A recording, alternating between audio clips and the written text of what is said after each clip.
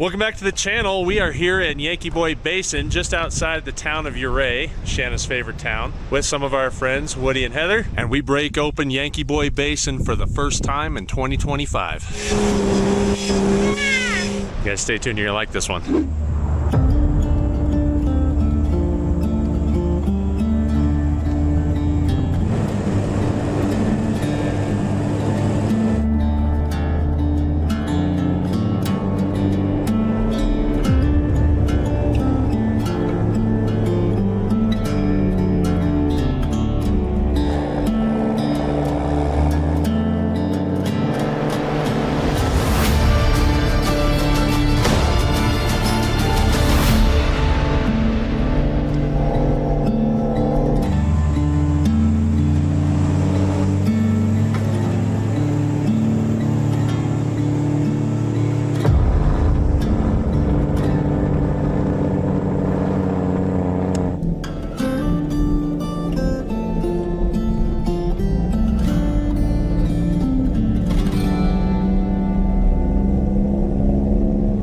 So Yankee Boy Basin was named after the Yankee Boy Mining Company, which was a hub for silver and gold mining, including one of the most prominent mines, which was the Camp Bird mine.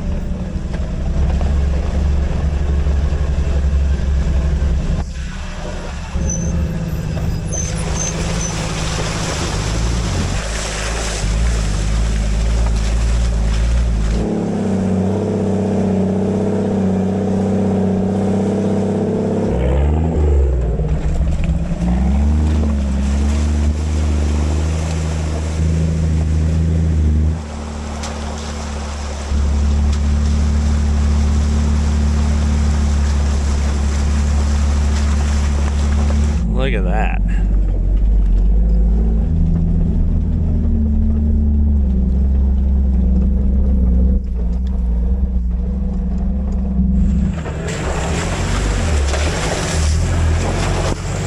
So one of the things I love about coming up here is getting out of the heat of the desert. And you know, it's summertime and there's still snow on the ground. Might have to get Shanna with a snowball later.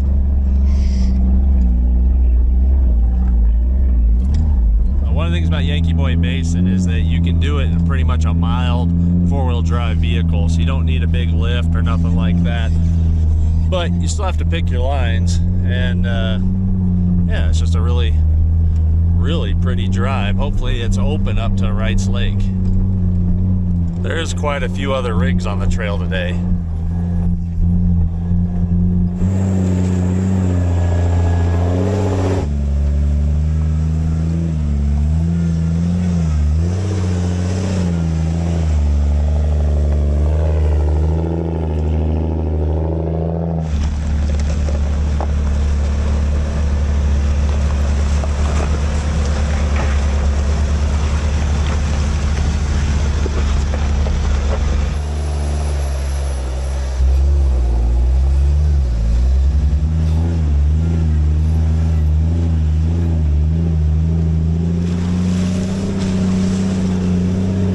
Once you get into the upper 30 Yankee Boy Basin, it does get a lot tougher, and you definitely could use some flex, you know, some ground clearance, and possibly even a locker or two.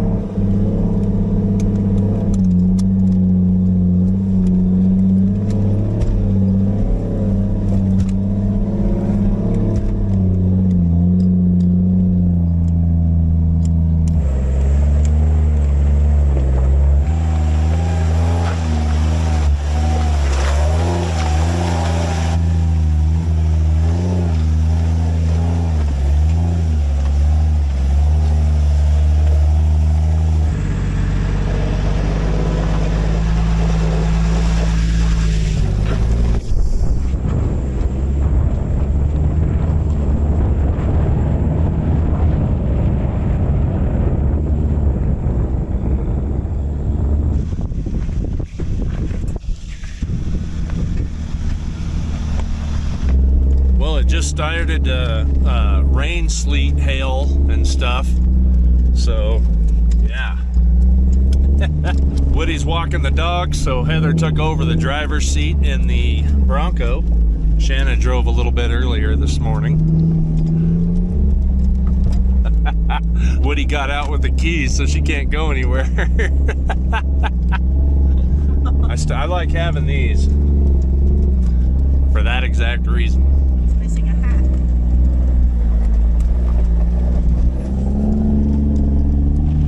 Looks like we're not going to get up to Blue Lakes and Wright Lake, but man, we are really close. See? It is a lot of snow.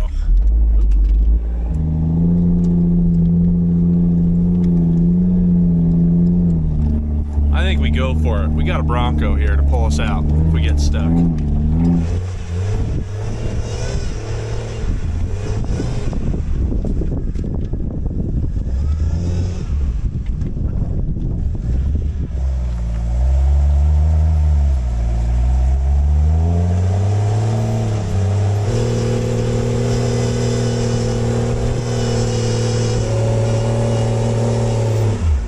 Well.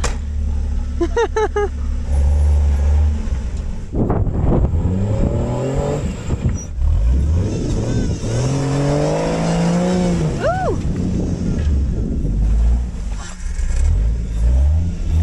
Inch by inch. That's all he needs. Inch by inch. Yeah, baby.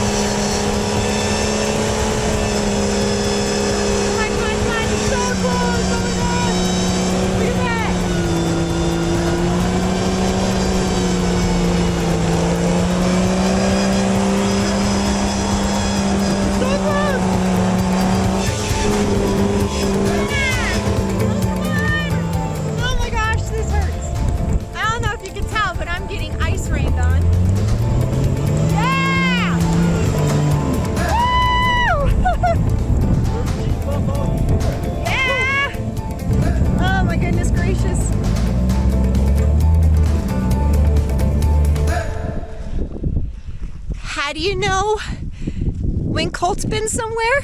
Colt tracks. Ow. Ow.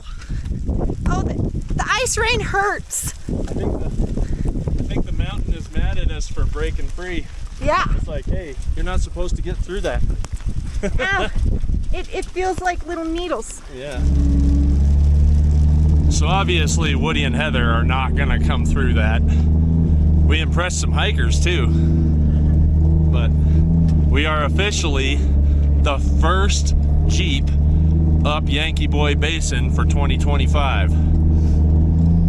That's what I'm talking about.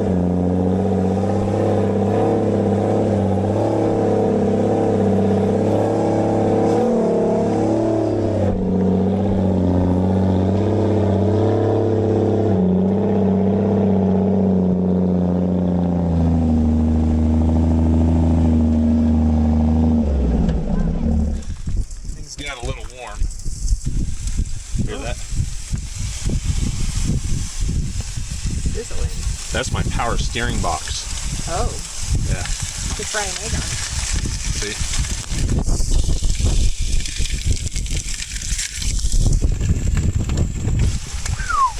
It's warm. So right behind me is Mount Sneffels. That's 14,157 feet tall. Like that's up there. If you're not used to elevation like this, you don't want to come up here that quick. And just look. Well, in this case, what goes up must come down. I'm a little bit nervous about going back through that snow, but we do have Woody and Heather down there, so if I got a winch to them, I can.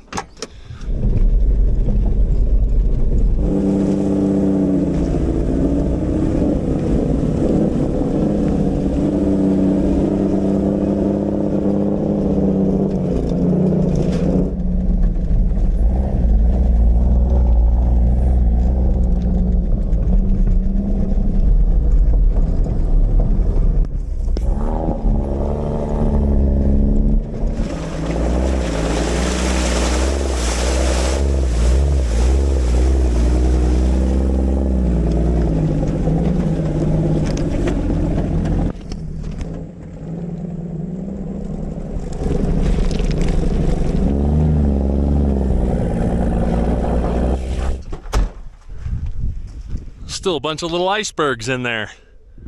This is Wright's Lake, if I remember right. So this is one of the lakes that's up here. This time of year is hard to beat just because, I mean, look at that. That's gorgeous. And it's cold. Sandal Shanna doing Sandal Shanna things. You're nuts.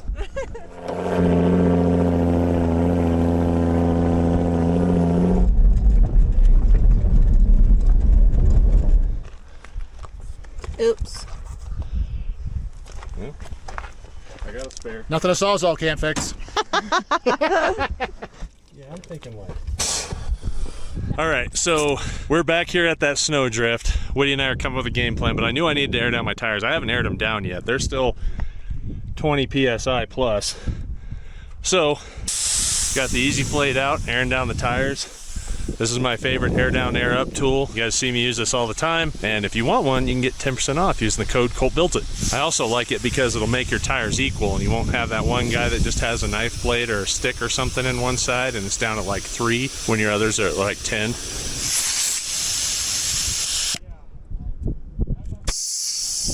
All right, so here's the game plan. I'm aired down to about 10 PSI. I'm gonna try to ease it through the snow and stay high, obviously, on the driver's side. If it starts sliding down the hill, I'm just gonna stop. We're gonna have Woody come up. I'm gonna anchor to him and then try to winch my front end back up on the road. Hopefully that doesn't happen. Here we go. Are you planning to take it It's easy difficult. or planning to whiskey it? To walk on, so Thank you. Colt tracks. If it goes badly slower that way. Look how big his foot is. All right, here we go.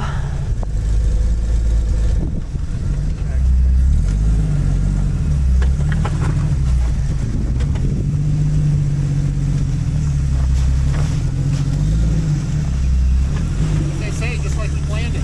Yay! Woohoo! Woody was our good luck charm. I don't know about that. Sometimes all you have to do is threaten them with recovery. Don't make me recover you. Don't make me do it. I'll do it. That's breathtaking. Absolutely breathtaking. All right, celebratory soda It's that time. for being the first Jeep up Yankee Boy for 2025. And in fact, even after we did it, everybody else that's came up has looked at it and then said, nah. They turned around. They asked me how it went, and I was like, it was a little bit dicey, but we got it. But even though we're going back down Yankee Boy, we're not going back to Ouray. We have a little side mission that's going to take us up another pass. We have blueberries too.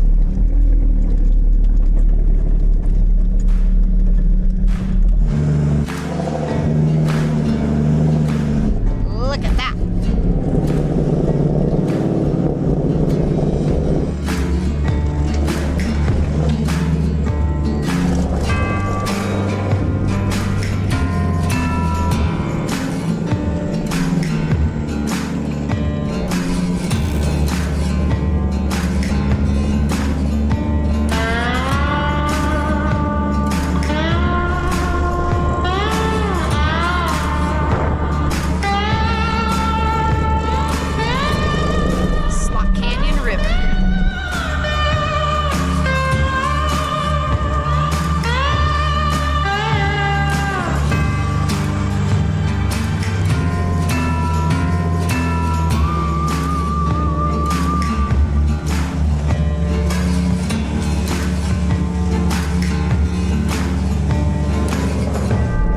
finally snack time. Got some veggies. Needs peanut butter.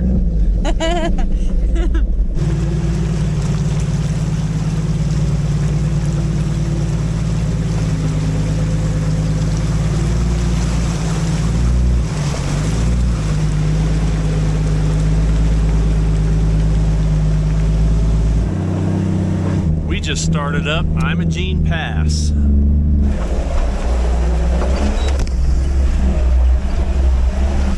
The summit of Imogene Pass sits at 13,114 feet.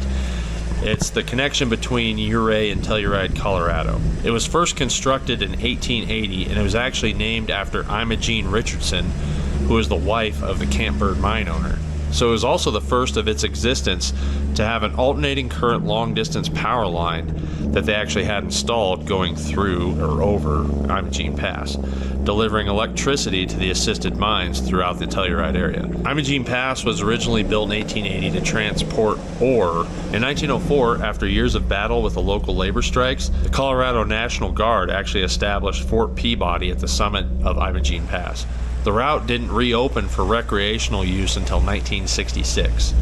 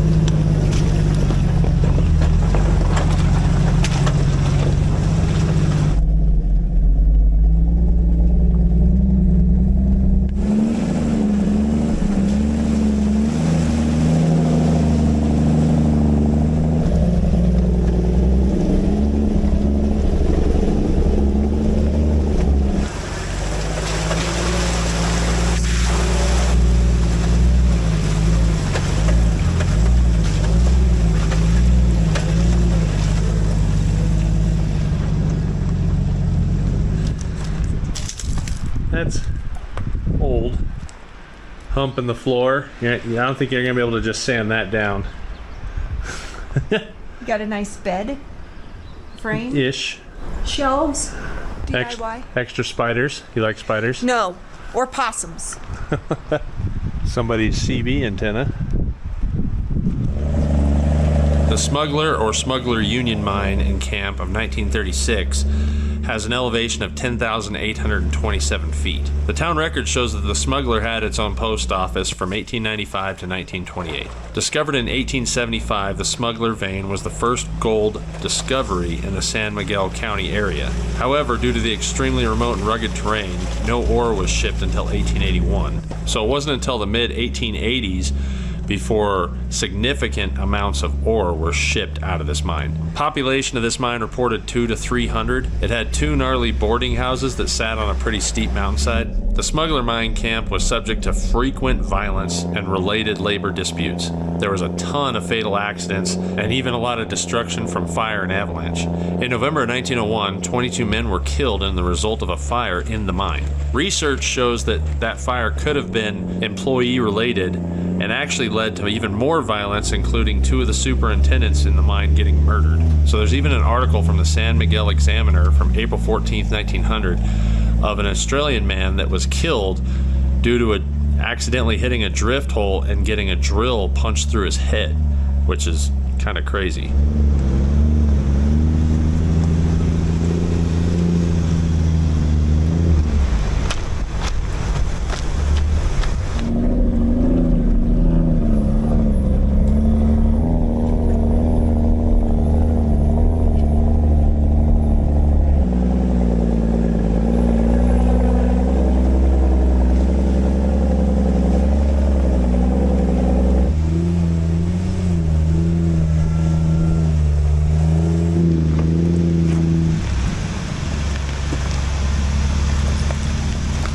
has been a fun little trail. The bottom of this is really rocky, so it's actually, I mean, you definitely are gonna need a legit four-wheel drive to get through stuff. You know, even though Woody's Bronco looks stock, it kind of isn't. I mean, it's got a lift, the lockers, it's got some tweaks on it. I think 35-inch tires. One of the funny things that I've been running into is we've been running into a lot of newer Jeeps like JLs and JTs, and I've had more than one of them tell me, what is that thing? It's really cool. And I'm like, it's a Jeep.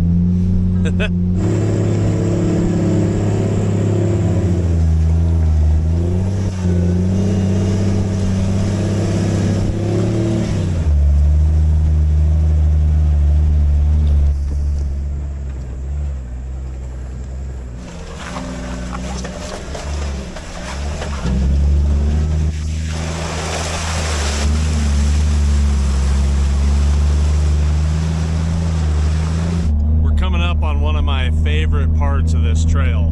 This is where you get a lot of altitude really quick. You're getting out of tree line, and you got a lot of switchbacks. See, way up there is the road.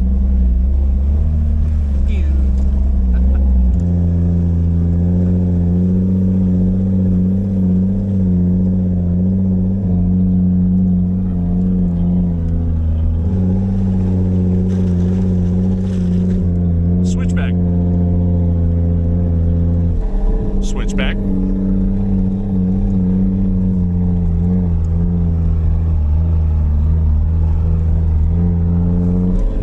Switchback.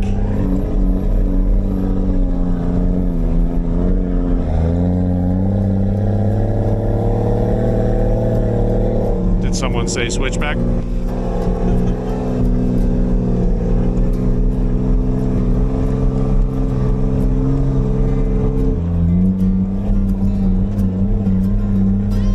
Can I get a switchback?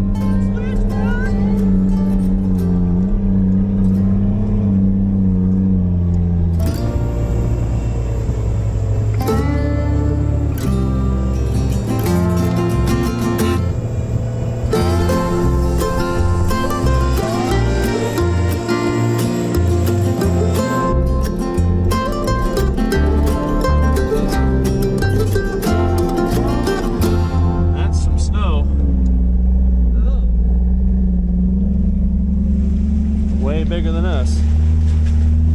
All right, I'm about to go out to my favorite spot on Imogene Pass. This is my favorite spot on this trail. Look at that.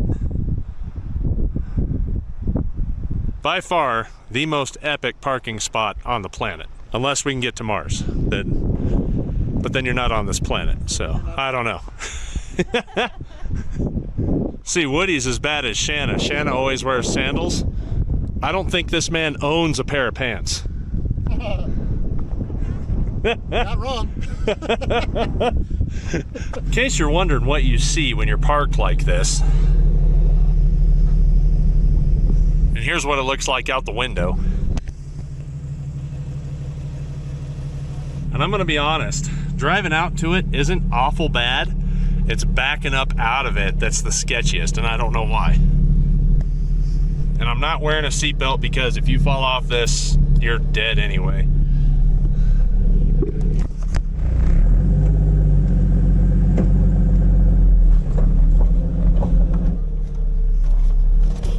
I'm trying, my steering is not happy.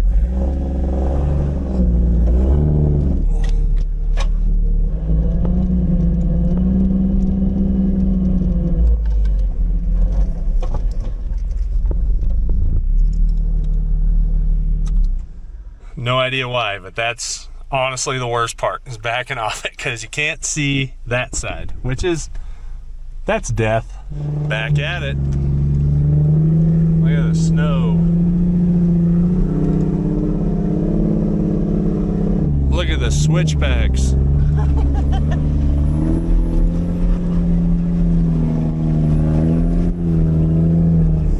What's beside you, Shanna? Snow! I can't reach it. What's crazy is that's the cliffside. Yeah. This is the hillside. So much snow.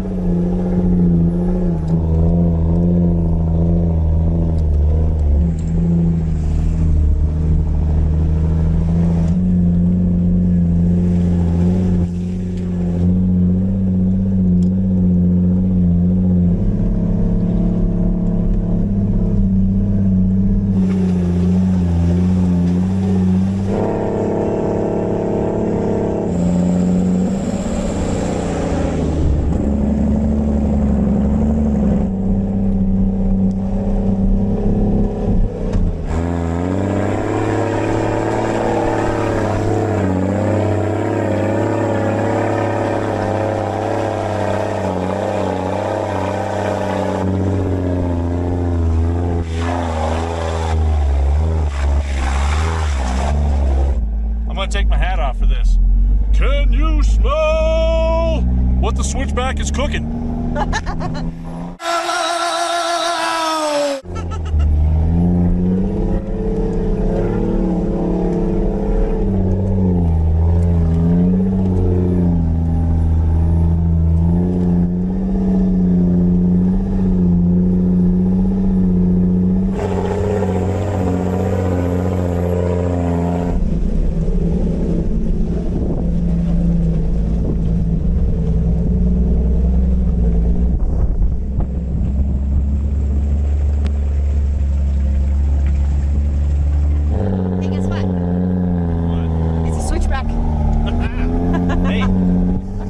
Back-to-back switchback.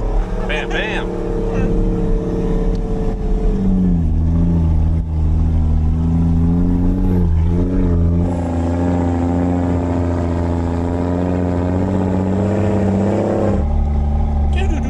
Hello?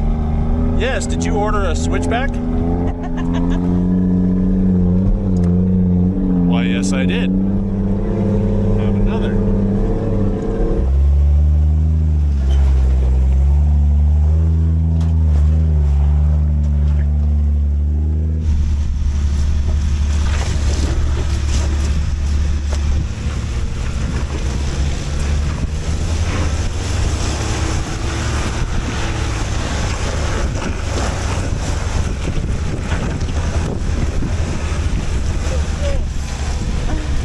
Close.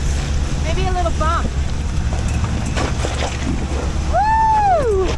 Gentle. Like a pro.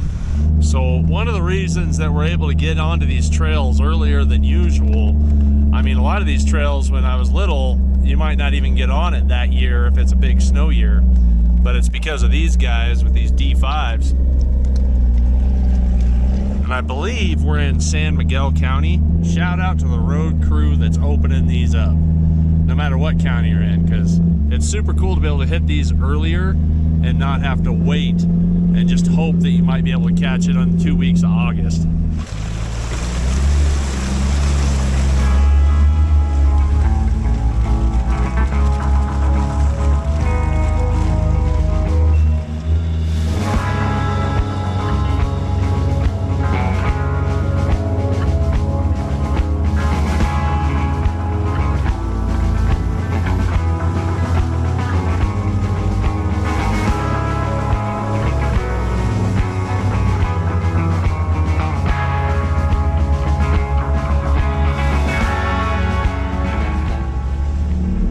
Almost to the summit of Imogene Pass. Look at that view. Incredible. Look at that view. Look at that view. I like them both.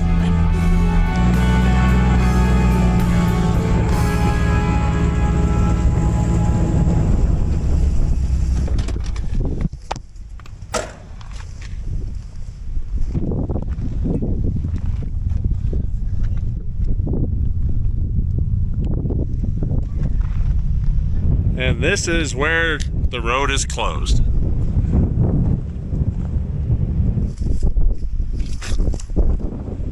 Now, unlike some people, I don't stick my stickers over other people's stickers. In case you're wondering, that's Woody's sticker from like 4 years ago. Look, even Barnes is up here. And a Zuki. 512 Zuki, I see you. I see you. We even got Jeff, IH Parts America. Bam! If you're gonna only be able to do one trail in the Alpine Loop, this is the one to do, my opinion.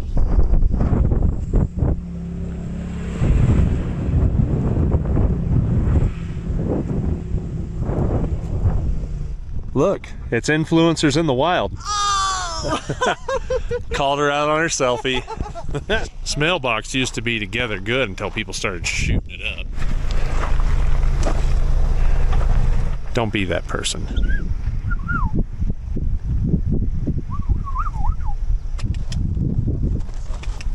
It sounds like the road crew is hopeful that they'll get down to Tomboy Mine by the end of this week. So by the time that you see this video, this stuff should all be knocked out where you can get down to Tomboy Mine.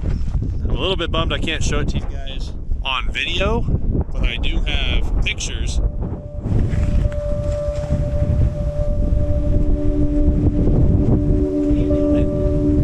Wind's howling like crazy, but just down the hill here is the Tomboy Mine. The Tomboy Ghost Town of Mine sits at 11,509 feet. It's actually one of the highest ghost towns in the United States. The settlement contained a school, store, stable, and miners' cabins. The Tomboy started producing quantities of gold ore in 1894, and in 1897 the mine was sold for over $2 million. A daily stagecoach ran across the Shelf Road carrying passengers and mail. The Tomboy Mine was one of the top 3 producers in the Telluride district, along with the Smuggler Union and the Liberty Bell mines. The reports of the number of people living in the Tomboy camp vary quite a bit, some stating several hundred, others stating thousands. However many it was, you can definitely conclude that it was one of Colorado's largest alpine mining camps. The Tomboy Mine had a bunch of amenities for its hundreds or thousands of employees too, including a YMCA, a bowling alley, and tennis courts, and a club that held dances, that actually brought in residents from Telluride and the other surrounding mining companies. The Tomboy Mine didn't have as much labor-related violence as a lot of the other mines. However, in September of 1919, 4 miners were executed at the mine by a group of men that they had a dispute with. And in another episode, 1907, a man was shot and killed at the Tomboy Company store. His assailant was later killed by the deputy sheriff. One of the odd things about the Tomboy Ghost Town and mining company is it actually doesn't have any registered post offices, yet the nearby camp of the Smuggler did have a post office. The Tomboy Mine closed in 1908 and the camp was actually abandoned. But sounds like the road crew is going to have this knocked out by the end of this week. So if you guys come out here, by the time this video drops, this road will be open down to Tomboy Mine. Ain't gonna lie, when that wind picks up, it's a little chilly up here on the summit. But man, it's hard to beat a view like this. I mean, this is mountains in every direction. If the trail was open, unfortunately, it's not going to be open all the way to Telluride because of a landslide they had actually last August. I wish Telluride would want more Jeepers and off-roaders in their community, because I really like going there and spending money, and I really like their restaurants and selections and atmosphere. But it seems as of late they haven't been as keen of wanting the tourism as Ouray and Silverton do. So I'll gladly spend my money in Ouray and Silverton as well, because both those towns are awesome. So Woody just let me know, I didn't even realize that, we passed a group of Jeeps about 20 minutes before we got up to the summit, 20-30 minutes, and they said that the summit wasn't open. They said that it wasn't open yet. They hadn't got up to it. And then right before we got to the summit here, we passed a Gladiator with just 2 guys in it. And I bet those 2 guys were the guys in those D5s. So we are the first Jeep and the first Ford to the summit of Imogene Pass for 2025 as well, which is awesome. So double down.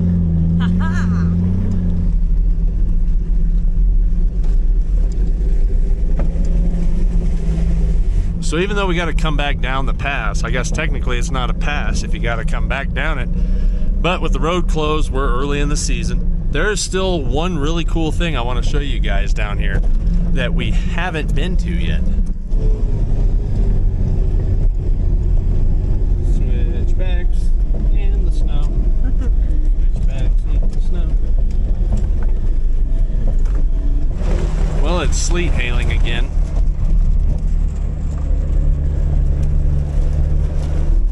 Mountain things. All right, so this is where we came from, and this is where we're going. New roads.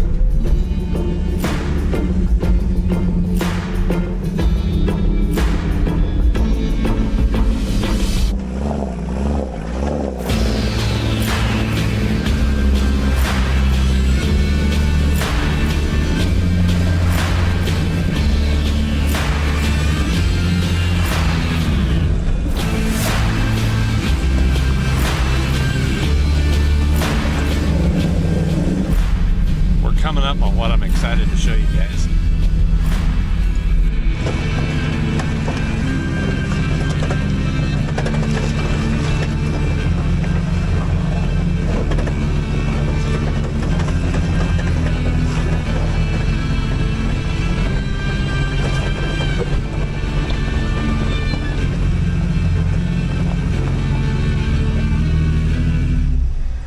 So this is part of the Campbird mining town. What's crazy is it's actually still active. It's still an active mine today.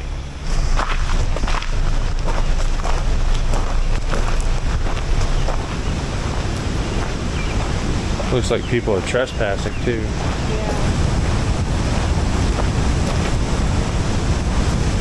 There's worse things than living right there, and you have this right here. Yeah, the Caldera Mineral Company has been trying to do a little bit of maintenance on these, but it's crazy how nice these are for as old as they are. Like, I mean, I know that they were top of the line for their era, and so that makes sense. The Campbird Ghost Town and Mine, it sits at 9,728 feet. It was settled in 1897. Peak population was around 500 people.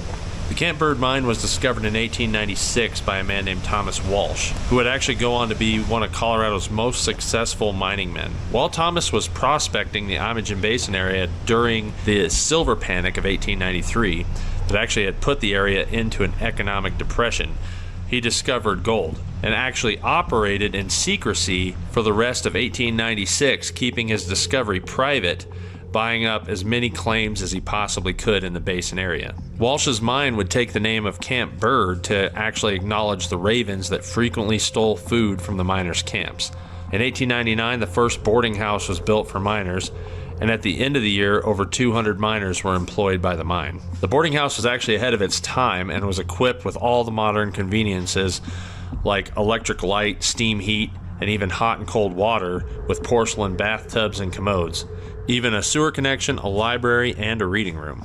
The Campbird mine was actually one of the first in the West to implement 8-hour workdays, and the wages of the mine were actually high for their time. Walsh's investment in health and happiness actually paid off, and the Campbird mine didn't experience a lot of the violent labor unrest and crime that the other mines of the area had. The mine would go on to be one of Colorado's richest and longest running mines. Walsh sold the mine in 1902 after he had made millions owning the mine, and was estimated to receive another $3 to $6 million upon selling it. The lower mill site still has some remaining houses, including the superintendent's office and the company house. But it wasn't free of all crime. In October of 1899, there was a holdup on the Mount Snuffle stagecoach trying to steal $12,000 worth of gold bullion belonging to the Campbird mine, but it was actually unsuccessful. So they have no trespassing signs on these buildings. They don't want people going in. Obviously, you know, people are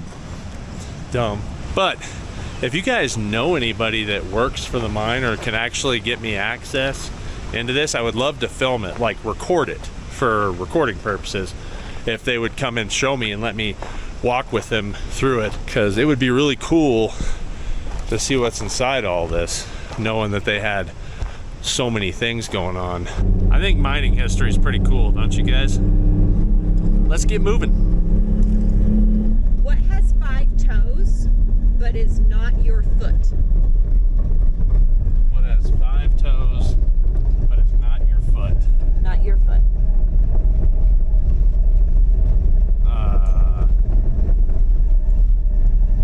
Well, I don't know what.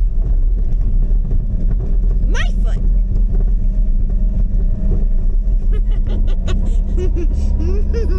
Yes.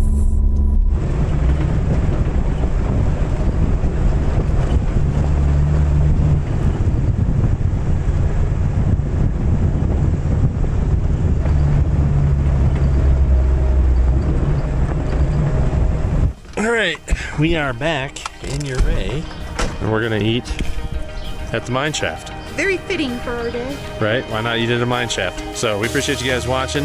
Hope to see you next time. Please make sure you like and subscribe. We're trying to still get to that 100K. We could really use it. Thanks. Bye, everybody. And subscribing is free. Free. Just gotta click it.